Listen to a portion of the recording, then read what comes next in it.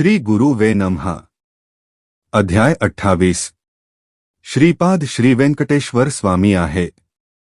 विष्णू म्हा विष्णू, लक्ष्मी म्हा लक्ष्मी, सरस्वती म्हा सरस्वती, काली म्हा काली यांच्या स्वरूपाचे वर्णन। तो शुक्रवारचा शुभ दिवस असून श्री वासवी कन्यका देवीच्या जयंतीच्या उत्सवाचा परम मंगल दिन होता। प्रातःकाळीच श्रीपाद प्रभू कृष्णेच्या पाण्यावरून चालत चालत पैलतीरावर पोहोचले। आम्ही नावेत बसून नदी ओलांडून पैलतीरावर आलो। त्यावेळी सकाळचे 7 वाजले होते। तिरुमला महाक्षेत्रात श्री वेंकटेश्वर स्वामींची श्री लक्ष्मी स्थानाकडून पूजा अर्चना इत्यादी स्वीकारण्याची ती शुभ वेळ होती। श्रीपाद श्रीवल्लभ काल त्या शेताच्या मालकाने निर्माण केलेल्या गोशाळेत प्रवेश करून ध्यानस्थ बसले। त्याच वेळी आम्ही सुद्धा गोशाळेत पोहोचलो। पंचदेव पहाड या परिसरात श्रीपाद प्रभूचा सत्संग प्रारंभ करण्याचा तो मंगल समय होता। बघावे ते आश्चर्यच। श्रीपाद प्रभूचा देह एकाएकी अत्यंत तेजःपुंज होत होता। ते महातेज चारी दिशांना हळूहळू व्यापू लागले। त्यावेळी प्रभूंचे शरीर प्राकृतिक शरीरासारखे दिसता एका अत्यंत तेजोमय मूर्तीप्रमाणे दिसत होते। थोड्या वेळानंतर श्रीपाद प्रभू गोशाळेतून बाहेर आले। सर्वसाधारण मानवाप्रमाणे सूर्याच्या उन्हात त्यांची छाया भूमीवर पडत असे, परंतु आज आश्चर्य घडले। त्यांची छाया भूमीवर पडत नव्हती। चालताना मातीमध्ये त्यांची पदचिन्हे नित्य उमटत असत, परंतु आज मात्र एक सुद्धा पदचिन्ह उमटले नव्हते। त्यांनी सूर्याकडे तीक्ष्ण नजरेने पाहिले। त्यांचे शरीर दिव्य तेजाने भरून जाऊन ते सारखे वाढत होते। थोड्याच वेळात आमच्या दृष्टी समोरच श्रीपाद प्रभूचे ते विशाल तेजोमय रूप सूर्यामध्ये विलीन झाले। त्या सूर्यबिंबात आम्हास एका दिव्य शिशूचे दर्शन झाले। ते बाल्यरूप पृथ्वीवर वेगाने येत होते।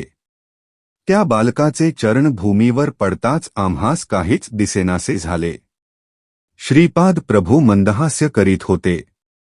त्यांनी सूर्याकडे पुन्हा एकदा तीक्ष्ण नजरेने पाहिले, त्यावेळी आम्हास पुनरूपी सर्व काही स्पष्ट दिसू लागले। आम्हाला सुद्धा त्यांनी सूर्याकडे पाहण्यास सांगितले।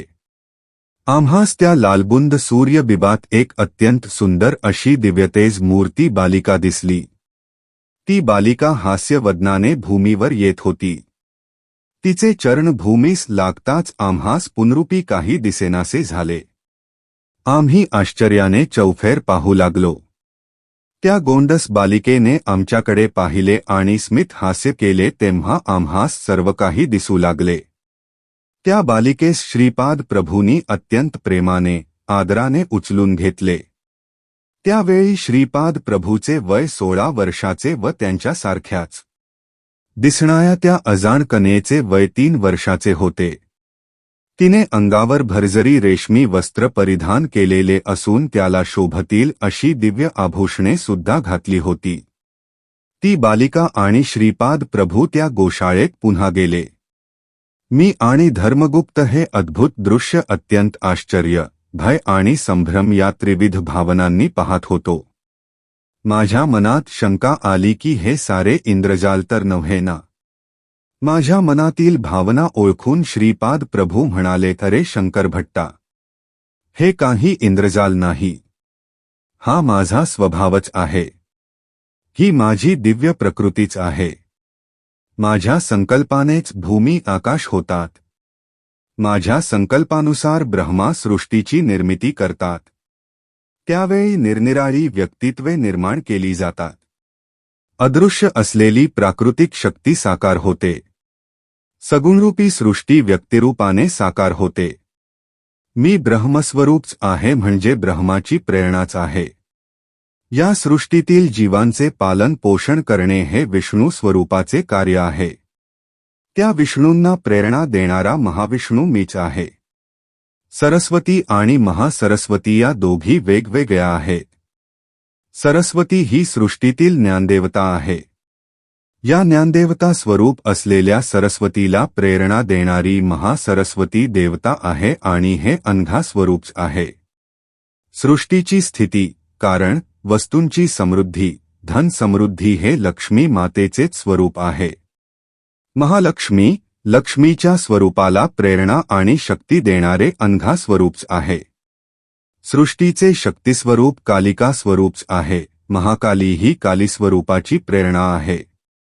हे शक्ती देणारे अनघा स्वरूपच आहे. अनघा लक्ष्मीचे स्वरूप. अनघा लक्ष्मीचा अंध म्हणजे माझे दत्तस्वरूप होय. महासरस्वती, महालक्ष्मी आणि महाकाली या तिघांचे मिळून एक आगळे वेगळे दिव्य मातृत्व स्वरूप म्हणजेच अनघा लक्ष्मीचा आविर्भाव.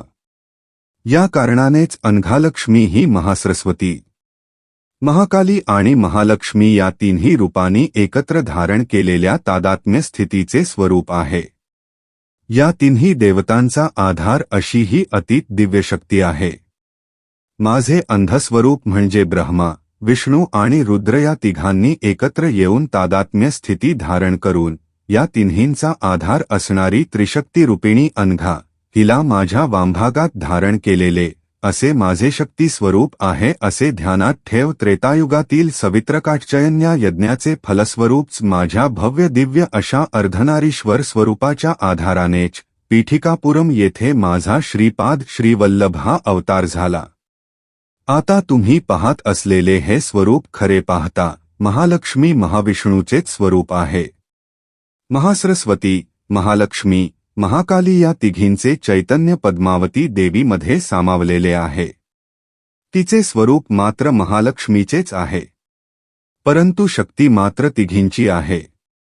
अशा प्रकारे पद्मावती देवी ही तिन्ही शक्तींचा आधार आतीत असलेली पराशक्ती स्वरूपच आहे.